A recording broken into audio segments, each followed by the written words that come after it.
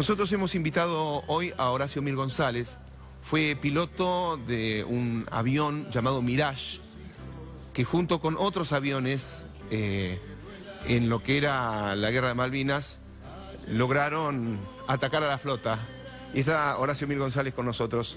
Horacio, bienvenido. Gracias por invitarme. Bueno, estamos viendo imágenes de una nave británica, es la Ardent. Usted participó de una misión.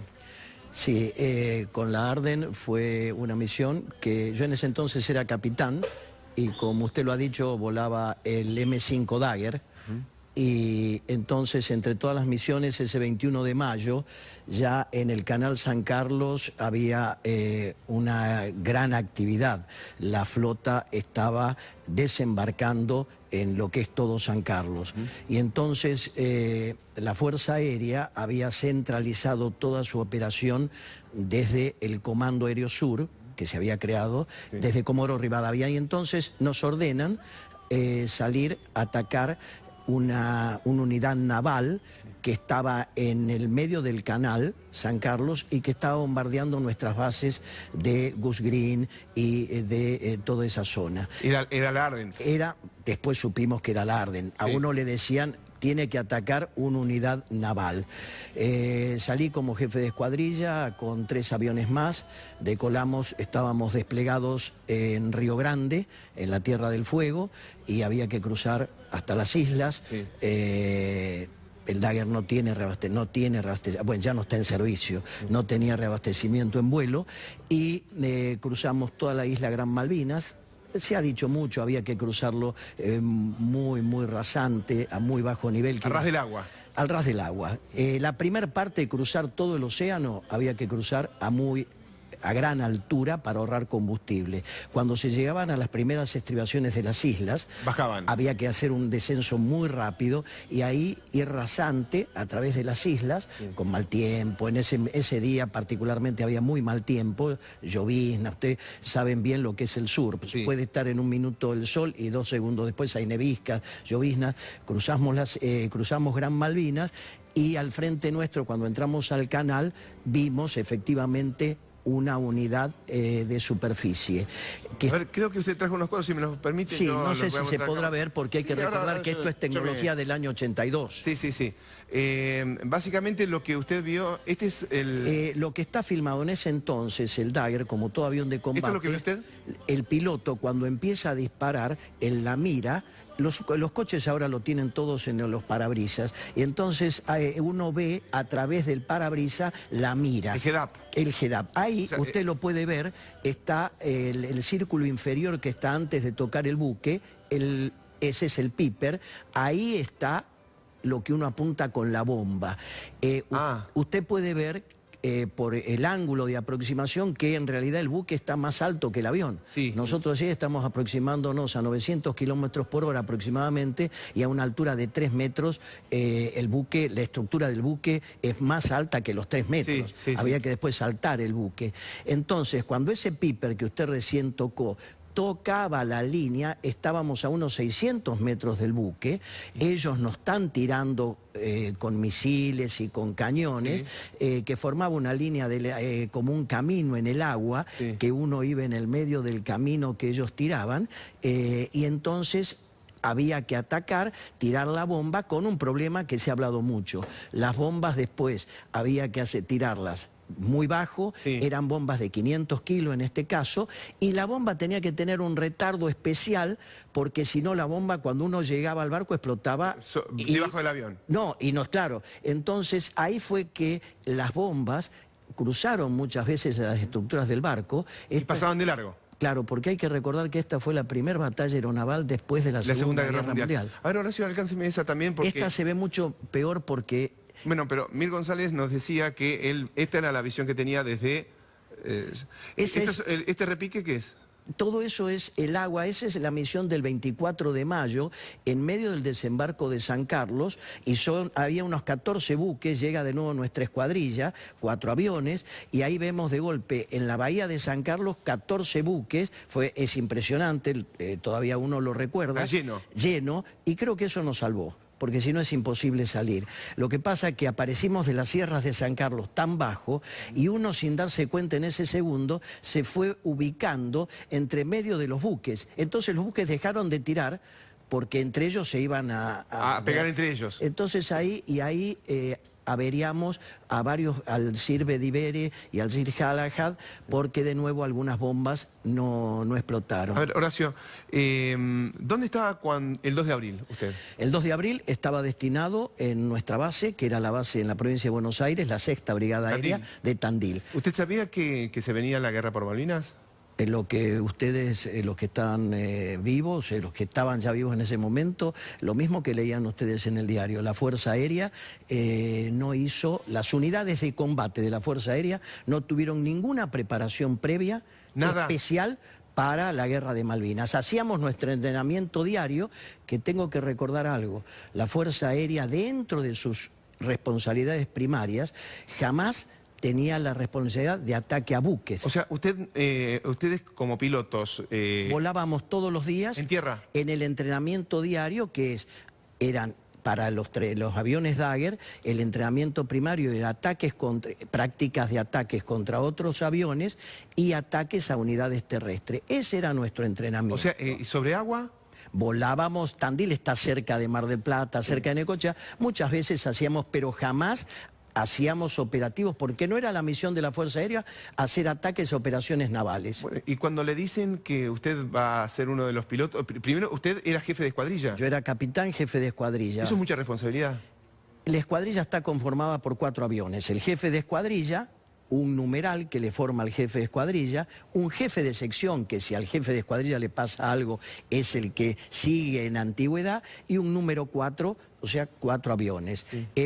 Antes es la unidad máxima operativa en una unidad de combate. Bueno, pero a usted le dicen hay que combatir en... No, el 2 de abril, como todos, vimos que se había tomado las islas. Ahí sí hubo una preparación de despliegue, y el 6 de abril, en ese entonces había en Tandil 30 aviones Mirage. ¿30? Sí, es un número que ahora nos llama la atención. 30 aviones Mirage en unidad, junto con la 5ª Brigada Aérea de Villa Mercedes, la unidad más importante operativa de la Fuerza. Y ahí nos preparamos para un despliegue al sur. Sí. Y el 6 de abril desplegamos, y mi escuadrón, el jefe de escuadrón era el vicecomandante Martínez, nosotros éramos los jefes de escuadrilla, después había numerales, jefe de sección, y fue la única base de combate que estuvo alojada en una base de la Armada Argentina. O sea, éramos una unidad de la Fuerza Aérea que estábamos alojados para aprovechar la pista. Ahora, ¿qué sentía usted cuando ¿a cuántas misiones voló? ¿Cuántas veces voló a Malvinas? Y desde el 6 de abril hasta el 14 de junio, que fue la rendición, volamos muchísimas veces. Dentro de eso hay misiones de reconocimiento. Sí. Entre el 6 de abril y el 1 de mayo fue la preparación, el aprendizaje que hicimos nosotros como Fuerza Aérea para estar en condiciones, creíamos y estimamos, de operar contra unidades navales que nunca lo habíamos hecho. ¿Pero cuántas veces? Y a las islas habré ido unas 14 veces, de las cuales hay misiones realmente muy complejas y otras que fueron más sencillas. ¿Qué chances tenían de volver con vida? Es difícil. Había que cruzar entre 700 y 900 kilómetros del Océano Atlántico. Es como ir de acá a Córdoba. Sí, pero en el Océano Atlántico, donde si a usted tenía un problema, no había nadie que lo recuperara. ¿Usted sabía que si tenía un problema y se eyectaba, ¿era hombre muerto? Absolutamente, porque no había nada que estaba en ningún buque que lo pudiera recuperar. Lo que hay, el piloto de combate tiene lo que vemos siempre en las películas. Cuando se eyecta tiene un salvavidas, un botecito, un bote, para estar 1 hora, hasta que lo vengan a recuperar, o con un helicóptero, lo que sea. Ahí no había nada. ¿Usted pensaba en eso? Sí, es lo lógico. Después, o sea, había que cruzar el mar. Durante el conflicto había que cruzar las islas. Eso es absolutamente otro problema. Ahí estaban los Sea Harrier esperando, que siempre sabían cuándo íbamos a llegar y por dónde íbamos a llegar. Está claro, ellos recibían información. Ya después de estos 36 años todo se ha escrito y se sabe. ¿Cuánto tiempo podía volar usted en las islas? Y en las islas el Mirage tenía un problema grave, no tiene reabastecimiento en vuelo, no tenía reabastecimiento en vuelo. Entonces, nosotros era una cosa al revés de la guerra. En una guerra el avión de combate lleva mucho armamento. Acá nosotros poníamos todo combustible y en el lugar que quedaba le poníamos, en el caso de estos ataques, íbamos con bombas de 500 kilos. Una bomba de 500 kilos y nuestros cañones, se llama cañones, a las 2 ametralladoras que tiene el Mirage. Pero la ametralladora es ametralladora, esto es la bomba, porque era todo combustible. ¿Y cuánto tiempo? Entonces había que cruzar los 45 minutos hasta las islas muy alto. Cruzar rasante, el Mirage, usted se acuerda que podía llegar a volar hasta 2.200 kilómetros, pero no se podía usar esa postcombustión porque igual que un coche a más velocidad, más consumo. Sí. Entonces había que volar entre 800 y 900 kilómetros por hora, cruzar las islas que duraba, hasta que uno llegaba al blanco, el cruce de las islas era no más de 5 minutos. 5 minutos. El ataque son 1 minuto. No había ninguna posibilidad de hacer lo que nosotros llamamos un reempleo. O sea, volver a lo que no, porque ya estaba ordenado por el comando. Era un ataque. Si uno tenía el éxito, la fortuna de poder salir, no se podía, porque en la segunda era imposible salir con 1 minuto nada más de... Desde que uno veía el buque o el objetivo a 900 kilómetros por hora, más de 1 minuto, jamás. En ese minuto después venía la segunda parte. Volver. El escape, no, el escape. Había que de nuevo cruzar las islas a máxima velocidad y rasante, tratando de que lo que llaman las PAC, patrullas aéreas de combate, que lo estaban esperando, sabían los lugares, porque como el Mirage no tiene reabastecimiento en vuelo, nosotros teníamos 3 lugares de entrada y 3 lugares de salida. No había otra alternativa. O sea, y después volver. Es como llegar por la 9 de julio y no hay más que llegar por la 9 de julio, no había otro lugar. Entonces, después volver, cruzar las islas a máxima velocidad, para que muchas veces nos cruzamos con los Harrier, por suerte. En mi caso, desgraciadamente para muchos pilotos no pudieron salir, y entonces después que abandonábamos las islas, trepar rápidamente y ahí mirar qué combustible uno tenía.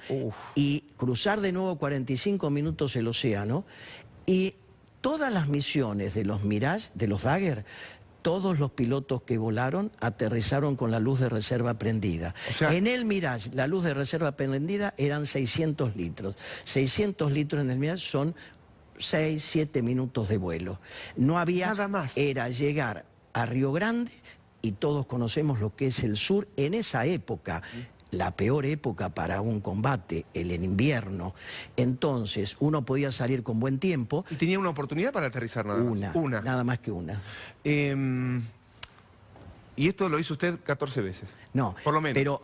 Pero le vuelvo a repetir que hay un periodo desde el 6 de abril al 14 de junio. Ahora, cuando usted y sus compañeros estaban de guardia... Sí. Y sonaba el teléfono porque venía una misión. ¿Tenía miedo? El piloto que dice que no tiene miedo es un irresponsable. Hay una diferencia entre miedo y pánico. El miedo es el temor a saber que uno va a cumplir una misión que está en riesgo su vida, pero que si uno es profesional en la Fuerza Aérea, los pilotos son gente que ha elegido esa carrera y que son profesionales, como nuestros mecánicos, que estaban todo el día preparando los aviones. Entonces, cuando llegaba la misión... ¿Cuando sonaba el teléfono? Sí, entonces alguien atendía el teléfono, decían, bueno, ya estaba preestablecida quién era la escuadrilla que tenía que salir, en el caso que le tocaba a uno. Entonces uno le daban la misión, preparaba la misión, yo como jefe de escuadrilla preparaba la misión, 45 minutos más o menos, íbamos a los aviones. Pero en ese momento, usted dice, el piloto que no tiene miedo, pero ¿qué piensa en ese momento? Está preestablecido, lo han sacado a través de estudios psicológicos, que el momento de más temor es cuando uno llega al avión. Y usted sabe, señor Lobo, que el piloto antes, con el mecánico, antes de subir, hace una inspección, lo que llama la inspección previa al vuelo. Está preestablecido, está perfectamente determinado que el temor miedo, la responsabilidad, alerta, pero además uno como jefe de escuadrilla tenía 2 hombres que confiaban en uno. Usted tenía que demostrar que... Y yo tenía que la cabeza, el líder, tiene que salir. Tiene que demostrar que estaba todo... Si todo sale y uno está tranquilo, el resto sabe que si el capitán está tranquilo, el teniente tiene que estar tranquilo. Pero adentro, ¿qué pasaba cuando usted recorría el avión? Adentro uno siente, y a lo largo de las misiones hubo algo que todos lo sabemos. Al principio las islas... la Task Force no había desembarcado. En los últimos 15 días salían 4 aviones, 3 aviones, además ya habíamos perdido muchos aviones, y entonces de 3 aviones las islas estaban ocupadas en un 80% por tropas inglesas. A medida que uno pasaba por arriba de ellos, tiraban con misiles. Una misión que recuerdo, tal vez una de las últimas complicadas, las del 29 de mayo, salgo con mi número 2, que me acompañó durante toda la guerra, en ese entonces teniente Bernard, y nos mandan a atacar ya lo que era exactamente la bahía de San Carlos, que habían desembarcado. Y cuando pasamos arriba, tiramos nuestras bombas, escapamos. En toda la misión uno no podía hablar, porque si no era detectado por la flota. Entonces se hablaba recién cuando uno veía el blanco, el guía le decía al numeral, adelante está el blanco, ahí se hablaba, y después cuando salíamos uno preguntaba realmente como jefe de escuadrilla... ¿Cómo estaba su compañero? Y él nunca contestó. Leyendo después los libros después, porque con todo este tiempo hay bibliografía de ambas partes, fue derribado por misiles Rapier que nos tiraron cuando nosotros pasamos arriba. Estaban todas las tropas inglesas y cuando vieron los 2 aviones tiraron toda una batería de misiles Rapier. ¿Le pegaron a él? Él falleció el 29 de mayo, el día del ejército. Pero bueno, eso era... ¿Cómo era él? Excepcional. Excepcional, como todos los pilotos jóvenes de Fuerza Aérea. ¿Eran bravos? Yo creo que hay que ser profesional. Yo diría que la palabra bravo, no sé, el profesional tiene que cumplir la misión. La Fuerza Aérea, ahí hay una diferencia de cada fuerza. La Fuerza Aérea opera con oficiales, los mecánicos suboficiales, ingenieros que... Nosotros estábamos en Río Grande con temperaturas bajo cero. Yo dormía a la noche, pero mis mecánicos, nuestros mecánicos, toda la noche al intemperie, preparaban los aviones para que al otro día yo pudiera salir. Pasaron 36 años. Usted recién mencionó a Bernard, pero ha tenido otros compañeros. ¿Qué quisiera decirle a aquellos que no volvieron? Yo creo que realmente muchas veces dicen, hablando de Malvinas, genéricamente los héroes de Malvinas. Los héroes son la gente que no está, las familias que hoy recuerdan a sus padres, los padres que no conocieron a sus hijos y los hijos que han crecido con el recuerdo del padre que cumplió su misión. Entonces yo estoy absoluto, y la Fuerza Aérea es esa la idea, la Fuerza Aérea recuerda este día a los que no están. Y me viene a la memoria una frase que hace mucho tiempo leí y que creo que es oportuna en un día como hoy. La frase dice que el piloto en una guerra cuando cae no muere, muere solamente cuando el compañero no lo recuerda o los conciudadanos lo abandonan y lo ignoran.